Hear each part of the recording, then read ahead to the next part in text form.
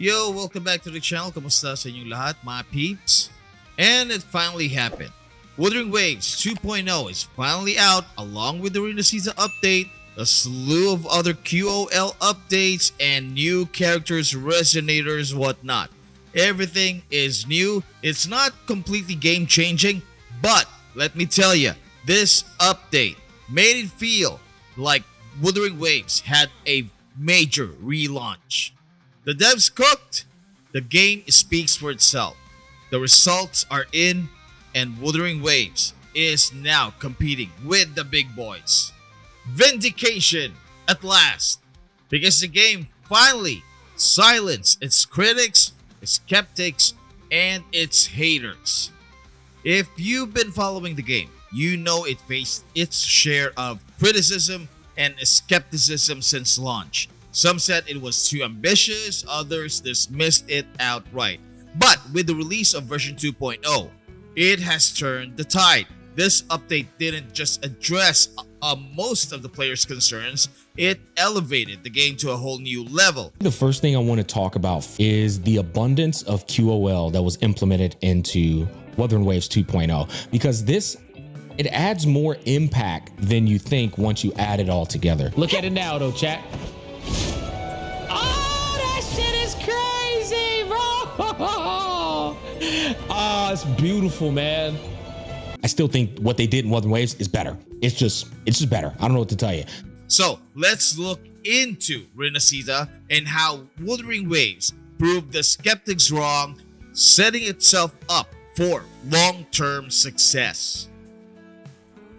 Let's rewind a bit. When Wuthering Waves first launched, it came with high expectations. Its ambitious blend of fast-paced combat, open-world exploration, and deep storytelling promised to set a new standard.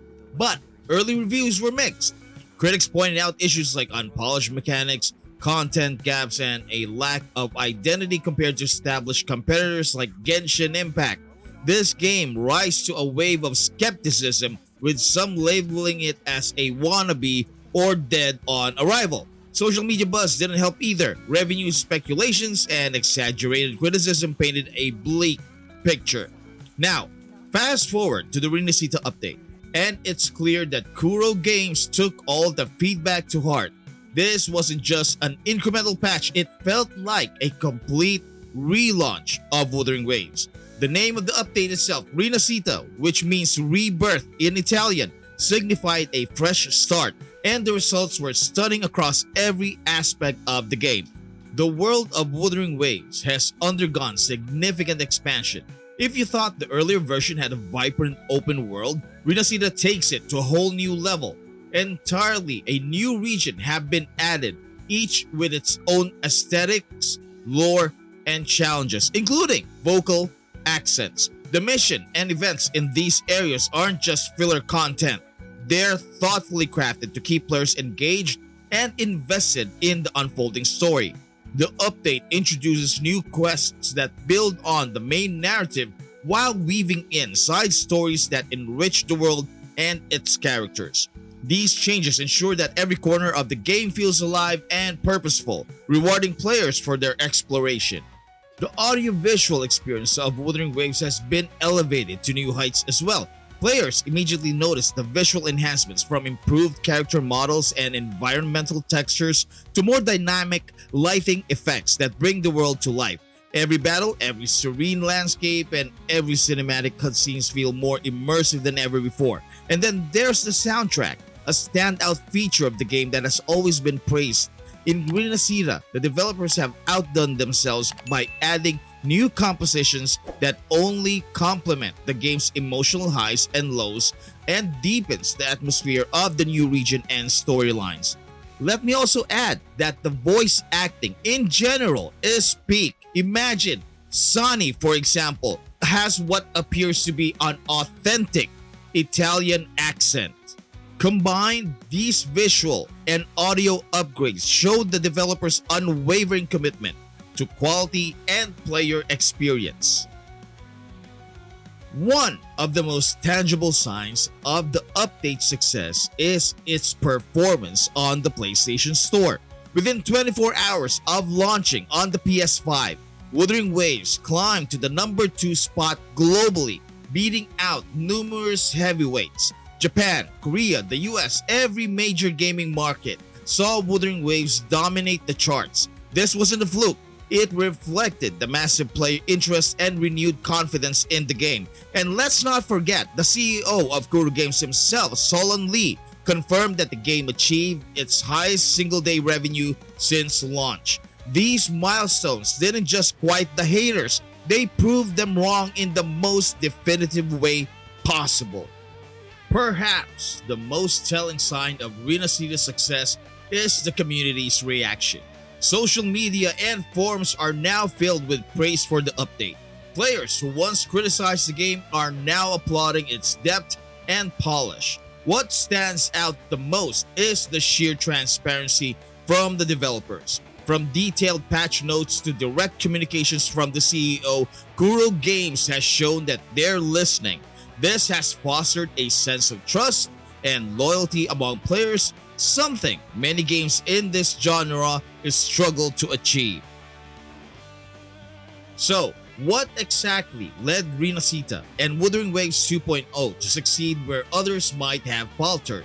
First and foremost, the developers showed that they were genuinely listening to player feedback. In the gaming industry, it's not uncommon for studios to acknowledge community input, but the difference with Kuro Games was their commitment to meaningful action. Early complaints about gameplay mechanics, content gaps, and pacing weren't brushed aside or addressed superficially. Equally important was the studio's focus on quality over speed. In an era where many games push out frequent updates to maintain engagement, Rinascita took a different approach. Rather than rushing to release content in response to criticism, the team took the time to refine every aspect of the update. The combination of these elements reshaped the narrative around the game, transforming it from a title dismissed by skeptics into a shining example of what a game can achieve when developers stay true to their vision while remaining responsive to their audience. While the success of Rinascita undeniably marks a high point for Wuthering Waves, it's essential to temper the optimism with a realistic look at the challenges that lie ahead. The gaming landscape is fiercely competitive, and the true test for Wuthering Waves will be whether it can sustain this momentum over the long term. One potential challenge is maintaining the balance between high-quality updates and the demands of a growing player base. And replicating this level of quality consistently is no small feat. Players' expectations have now been raised, and any future update that falls short risks reigniting skepticism. While the future of Wuthering Waves indeed holds promise, it's crucial to approach it with cautious optimism. The achievements of Rinascita are undeniable, but the road ahead is fraught with challenges that will test the resilience of both the game and its developers. Success in the gaming industry is rarely static. It requires constant evolution, adaptability, and a willingness to learn from both triumphs and setbacks. Only time will tell if Wuthering Waves can rise to the occasion and truly cement its place as a defining title in the genre. With Rinascita setting such a strong foundation, the future of Wuthering Waves looks incredibly bright. The upcoming first anniversary is sure to bring even more exciting updates, and the player base is growing stronger by the day. This latest update have shown us what's possible when developers listen to their community and strive for excellence.